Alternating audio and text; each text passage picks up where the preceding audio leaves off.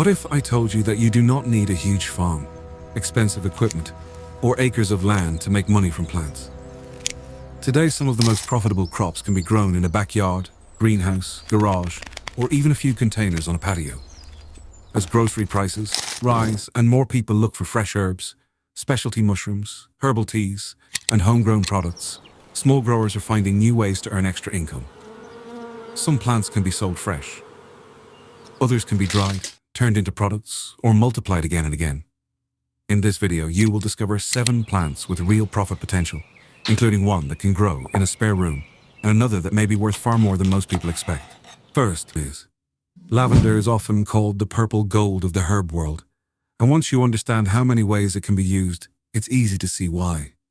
This is not just a pretty flower sitting in the corner of a garden.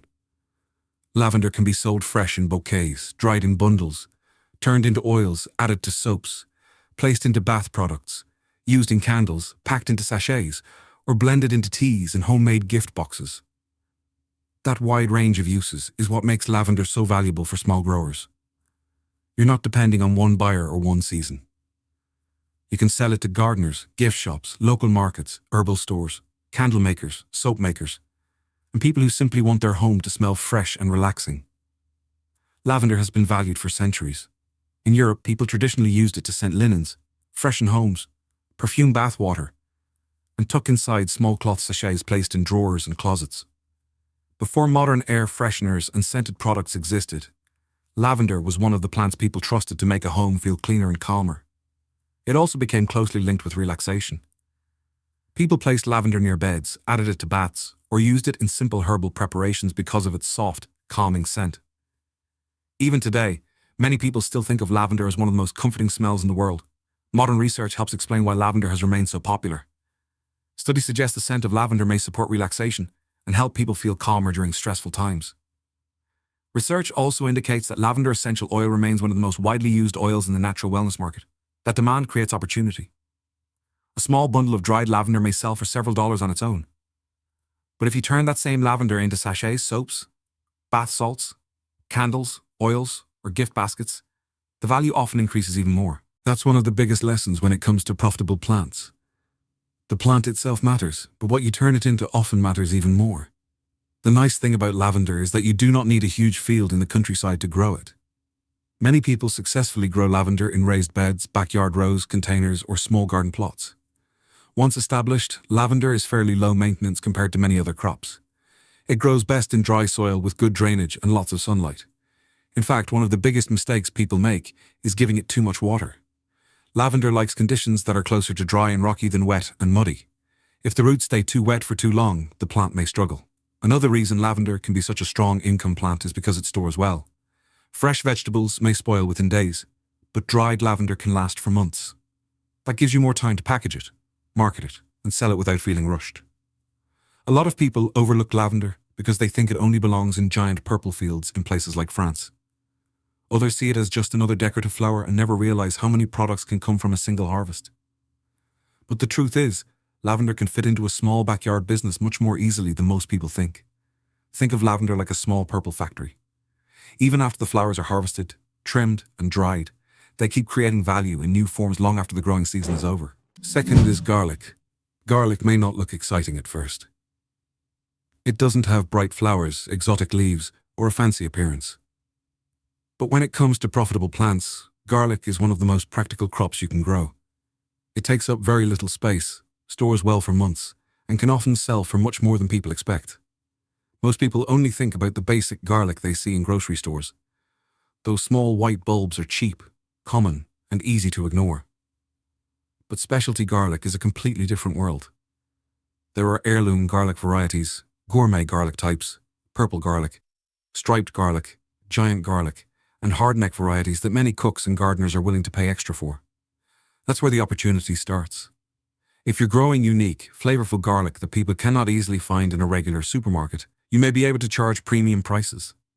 Local chefs, farmers market shoppers, and home gardeners often want better quality garlic than what comes in a mesh bag from the grocery store. Garlic has a very long history. It has been traditionally used in cooking, food preservation, and folk wellness practices in cultures all over the world. Ancient people valued garlic because it stored well, added strong flavor to simple meals, and could last through long winters when fresh food was harder to find. For centuries, garlic was considered one of the most reliable crops a family could have. It was easy to grow, easy to dry, and easy to save for later. That same idea still matters today. In a world where many fruits and vegetables spoil quickly, garlic stands out because it can sit in storage for months if handled properly.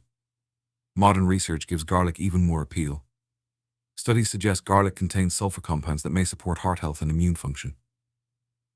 Research also indicates that many people are becoming more interested in fresh, local, organic foods with simple ingredients and a long tradition behind them. Garlic is especially attractive because there are so many ways to sell it. You can sell fresh garlic bulbs by the pound. You can braid garlic into decorative bundles for kitchens and holiday gifts. You can dry it and turn it into garlic powder. You can blend it into garlic salt mixes or seasoning blends. And one of the most overlooked opportunities is selling seed garlic. Seed garlic is simply garlic that people buy for planting instead of eating. Many gardeners are willing to pay more for good planting stock because they want large, healthy bulbs in their own garden. In some cases, seed garlic may sell for more than regular garlic used for cooking. Garlic does require some patience. In many climates, it is planted in the fall and harvested months later in summer. So this is not a crop that gives you instant results in a few weeks. But once you understand the cycle, it becomes one of the easier plants to manage. It grows best in loose soil with good drainage. Garlic does not like sitting in wet ground for long periods. Too much moisture can lead to rot, mold, or poor bulb growth. Sunlight, spacing, and healthy soil make a big difference. One reason people overlook garlic is because they assume it is too common to make money. They see cheap grocery store garlic and think all garlic must be the same. But just like tomatoes, coffee, or honey, quality matters. Specialty garlic often has richer flavor, bigger bulbs, better shelf life, and more visual appeal. Garlic is like a simple tool sitting in an old toolbox. It may not grab attention at first, but once you start using it, you realize it can do far more than you expected, and may end up being one of the most valuable things you have. Third is ginseng, often called green gold for a reason. Unlike many garden plants that are harvested within weeks or months, ginseng is a slow-growing root that may take years to reach its full value. That slower timeline turns some people away, but for patient growers, it can become one of the most valuable plants they ever raise. What makes ginseng different is that the root becomes more valuable as it gets older. With many crops, you want to harvest as fast as possible before the plant spoils or loses quality. Ginseng works in the opposite way. Time is part of what gives it value. For generations, ginseng has been one of the most respected herbal plants in both Asian and North American traditions. It was traditionally used for energy, stamina, focus, and overall wellness support. In some cultures, ginseng roots were treated almost like treasure. Families passed down knowledge about where to find it, when to harvest it, and how to protect it. Wild ginseng became especially prized because older roots often develop unusual shapes, deep wrinkles, and a more natural appearance. Some buyers believe these older, wild-looking roots are more valuable than younger, cultivated ones. In rare cases, certain wild roots have sold for surprisingly high prices. Modern research helps explain why ginseng remains so popular.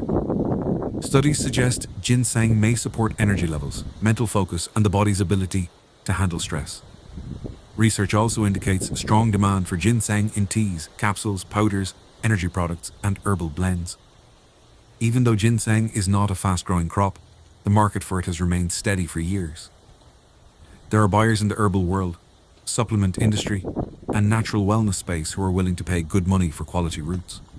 In some cases, older roots may be worth much more than younger ones, especially if they have a more natural appearance. One of the reasons ginseng can be appealing is that it does not require a huge open field. In fact, ginseng usually grows best in shaded woodland areas. If you have access to wooded land with rich soil and plenty of tree cover, you may already have the kind of environment ginseng likes. This makes it very different from crops that need bright sunlight and large farm space. Ginseng is more about working with the forest rather than fighting against it. Many growers plant it under hardwood trees where the shade protects the roots and helps create the cool, damp environment the plant prefers. Of course, patience is the hardest part. Ginseng may take several years before the roots are mature enough for a profitable harvest. That means you cannot expect fast money from it. But for people willing to think long-term, that slow growth may actually become an advantage because there is often less competition. A lot of people give up on ginseng because it does not fit our modern idea of quick results. We live in a world where people want everything immediately. Fast harvests, fast profits, fast growth. Ginseng asks you to slow down and think in years instead of weeks. Some people also avoid it because they think it only grows in remote mountain forests or hidden places far from civilization. But in reality, some growers have found ways to cultivate ginseng in managed woodland spaces closer to home. One thing to keep in mind is that wild harvesting may be regulated in some areas. Rules can vary depending on where you live, especially if wild ginseng populations are being protected. That is why it is important to check local laws before digging or selling wild roots. Ginseng is not the right crop for someone who wants instant results. But for someone who values patience, planning, and long-term rewards, it can be one of the most interesting plants to grow. Think of ginseng like planting a savings account in the ground. You may not see much happening at first, but year after year, its value has the chance to grow quietly beneath the surface. Fourth is microgreens. Microgreens may be tiny, but they can become one of the fastest ways to start making money from plants. These are young vegetable greens harvested just days after sprouting, long before they grow into full-size plants. They may be small, but many people are willing to pay premium prices for them because of their flavor, appearance, and nutrition. What makes microgreens so attractive is speed. While some crops take months to harvest, many microgreens can be ready in just 1 to 3 weeks. That means you can plant, harvest, sell, and plant again over and over throughout the year. For people with limited space, this can be a major advantage. You do not need acres of farmland or expensive machinery. Many growers start with a few trays in a spare room, basement, garage, shed, or greenhouse shelf. Some people even begin with simple metal racks and lights inside their home. Microgreens are more modern than plants like garlic or ginseng, but young greens and sprouts have been used in cooking for a long time. Restaurants were some of the first businesses to drive demand because chefs liked the fresh flavor, colorful appearance, and delicate texture of these tiny greens. Over time, demand spread beyond restaurants. Health-conscious shoppers, meal prep companies, farmers market customers, and people interested in fresh local food all started paying attention to microgreens. Today, many people see them as a premium product instead of just a garnish. Research suggests microgreens may contain concentrated nutrients compared to mature vegetables. Because they are harvested early, they may provide strong flavor and high levels of certain vitamins and plant compounds in a very small serving. Popular varieties include sunflower, radish, broccoli, pea shoots, arugula, mustard greens, and cabbage. Each type has its own flavor. Some are mild and sweet. Others are spicy, peppery, or earthy. This gives growers a chance to offer variety packs or custom mixes to customers. Another reason microgreens can be profitable is because customers often come back regularly. Restaurants may place weekly orders. Families who enjoy fresh greens may buy them every weekend at a farmer's market. Health-focused customers may use them in smoothies, salads, sandwiches, wraps, and grain bowls. That repeat business is important because it creates a more steady income. Instead of waiting months for one big harvest, you may be able to produce fresh crops every week. In many cases, consistency matters more than size. Of course, microgreens are not completely effortless. Because they grow quickly in small trays, cleanliness is very important. Trays, tools, and growing surfaces should stay clean to reduce the chance of mold or disease. Good airflow and proper watering also matter because too much moisture may create problems. Most growers learn that the key is balance. You want enough moisture for the seeds to grow, but not so much that water sits in the trays. You also want enough airflow to keep the plants healthy. Once you get that system right, growing microgreens often becomes much easier. Many people overlook microgreens because they seem too small to be worth anything. They look delicate, almost like something you would ignore while walking through a garden. But size can be misleading. A small tray of microgreens may sell for far more than a tray of full-size vegetables. Others assume you need a commercial greenhouse or expensive farm setup to get started. But many successful growers begin with a simple shelf, a few lights, some trays, and a small amount of seed. Microgreens are like tiny green cash crops.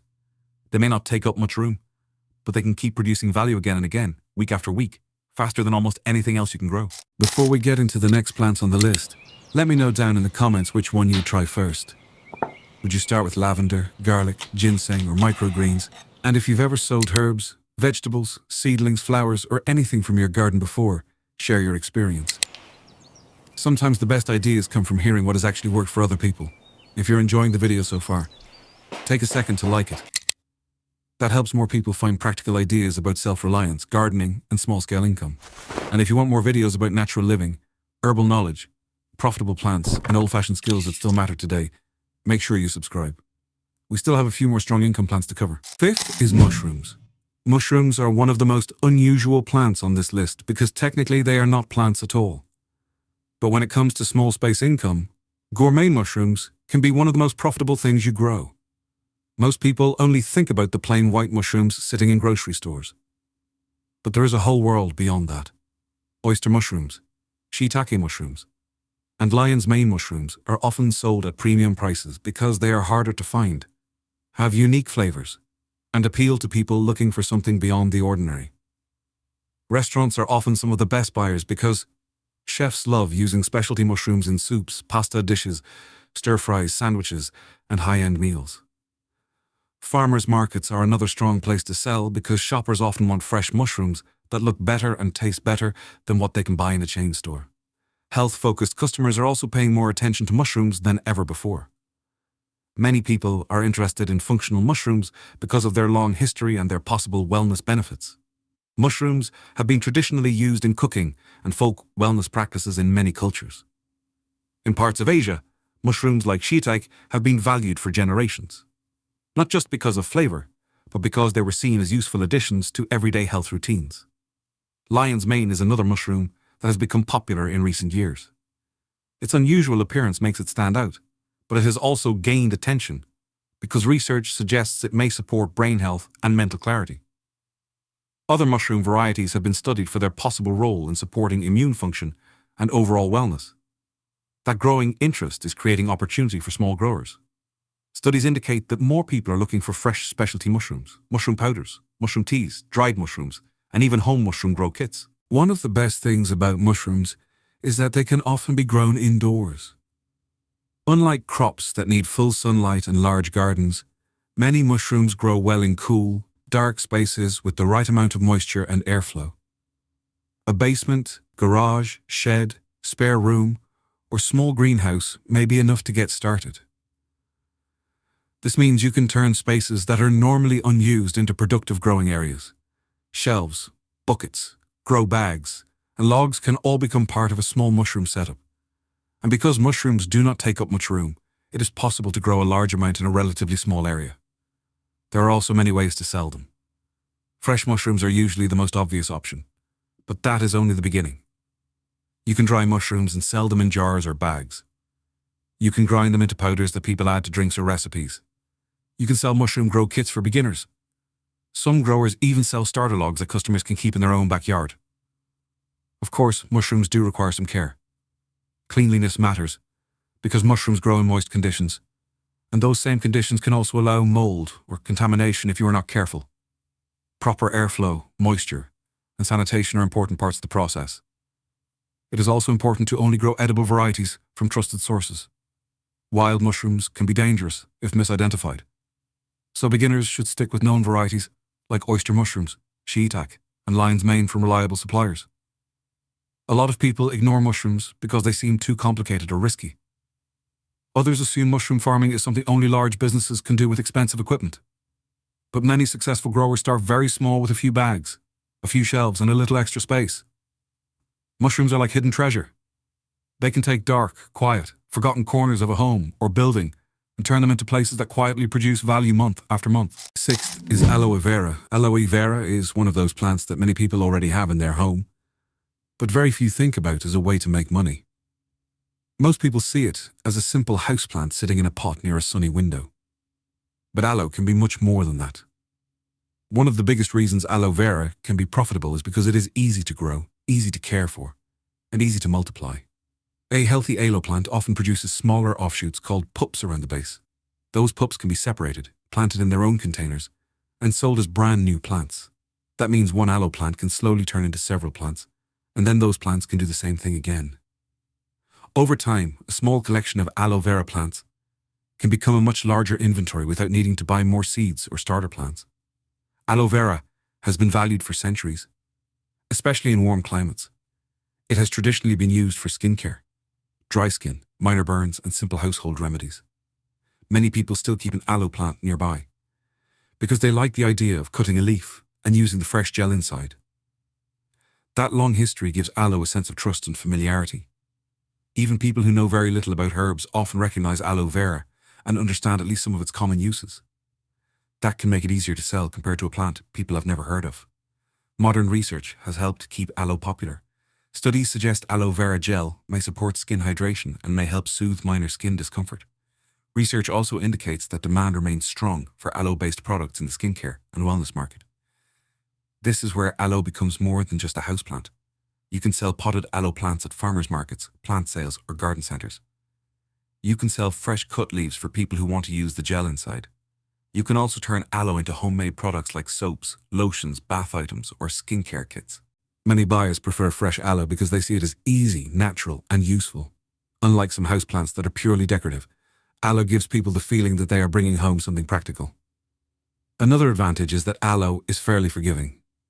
It does not need daily watering or constant attention. In fact, aloe often grows better when people leave it alone. It prefers containers with good drainage and plenty of sunlight. Too much water is usually a bigger problem than too little. That makes aloe a good option for beginners who may not have a lot of gardening experience. It is also useful for people who have limited space because aloe grows very well in containers, small greenhouses, patios, and sunny indoor areas. One thing to keep in mind is that some aloe products are intended only for topical use. Not every part of the plant is meant to be eaten, and not every aloe product is made for internal use. If you sell aloe products, it is important to label them clearly and keep things simple. A lot of people overlook aloe because they think it is too common or too cheap to be profitable. They see it at a garden store for a few dollars and assume there is no real opportunity there. But what they forget is that one plant can keep producing more plants over time. That is where the value starts to build. You are not just selling one aloe plant. You are selling something that can continue growing, multiplying, and producing more value month after month. Aloe vera is like a quiet little plant nursery sitting on a windowsill. It may not seem like much at first, but over time, it can slowly turn one small pot into an entire collection of saleable plants. And the last is medicinal herbs may be one of the most overlooked ways to make money from a small garden. These are the kinds of plants many people remember seeing in a grandparent's yard, growing quietly near the porch, mixed in with flowers and vegetables. But what used to be considered normal backyard herbs are now becoming premium products again. Plants like peppermint, chamomile, lemon balm, echinacea, and calendula can all be grown in small spaces. You do not need a huge farm or expensive equipment. A few raised beds, some containers, or a small backyard plot may be enough to get started. What makes herbs especially valuable is that there are so many ways to sell them. You can sell them fresh at a farmer's market. You can dry them and package them in small jars or bags. You can blend them into tea mixes, bath products, salves, oils, or handmade gift sets. Some people even sell herb starter kits for beginner gardeners who want to grow their own. Peppermint is a good example because it grows quickly and has many uses. It has traditionally been used for digestion, fresh breath, and calming teas. Research suggests peppermint may support digestion and may help people feel more refreshed. Chamomile is another herb that remains very popular. It has been traditionally used in evening teas and calming routines for generations. Studies suggest chamomile may support relaxation and restful sleep, which is one reason it continues to appear in tea blends and natural wellness products. Lemon balm is often appreciated for its soft lemon scent and its long history in traditional herbal practices. Calendula is known for its bright flowers and is often used in homemade skin products. Echinacea has also remained popular for seasonal wellness support. What all of these herbs have in common is flexibility. You are not limited to one product. A single herb harvest can become many different things depending on how you package it. That is important, because the real money often comes from value-added products. Fresh herbs are nice, but dried herbs usually last longer and can often sell for more. A handful of peppermint leaves may not seem worth much, but if you dry them, package them well, and turn them into tea blends or herbal gift boxes, the value increases. Another advantage is that dried herbs are lightweight and easy to store. Unlike fresh vegetables, they do not spoil quickly. They can sit on a shelf for much longer, which gives you more time to sell them. They are also easier to ship, which matters if you want to sell online. Research indicates that interest in herbal teas, natural products, and simple home remedies continues to grow. More people are looking for products that feel old-fashioned, handmade, and connected to tradition. That creates an opportunity for growers who are willing to produce quality herbs and package them well. Of course, herbs should be handled carefully. Some herbs may interact with medications or may not be appropriate for everyone. If you sell herbal products, it is important to label them clearly and avoid making exaggerated claims. Saying that an herb may support relaxation or may help with comfort is much safer than promising dramatic results. A lot of people forgot about medicinal herbs because life became more convenient. Grocery stores, packaged teas, drugstores, and online shopping slowly replaced the old habit of growing herbs at home. People stopped seeing herbs as useful because they could buy everything ready-made. But now, many people are returning to simple plants and traditional knowledge. They want to know where their products come from. They want herbs that are fresh, local, and grown with care. Medicinal herbs are like an old family recipe book sitting in a kitchen drawer. At first glance, it may not seem valuable. But once you open it up, you realize it is full of simple ideas that matter and may be worth much more than most people expect. Making money from plants does not always require huge farms or expensive equipment. Many successful growers start with one raised bed, a few mushroom bags, microgreens, or a handful of aloe plants.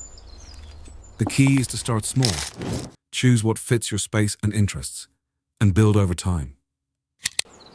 If you found this helpful, subscribe and share it with someone who wants to become more self-reliant or start a small backyard business. Sometimes the best opportunities are already growing right in front of us. See you in the next one. Remember that some herbal plants and herbal products may not be appropriate for everyone. Certain herbs may interact with medications, and some may not be recommended during pregnancy or for people with specific health conditions. If you plan to sell herbs, mushrooms, teas, or edible products, make sure to research your local growing laws, food safety rules, and labeling requirements. Those rules can vary depending on where you live and what you are selling. And if you regularly use herbs or take medications, it may be a good idea to speak with a healthcare professional before using concentrated herbal products or large amounts of any herbal supplement.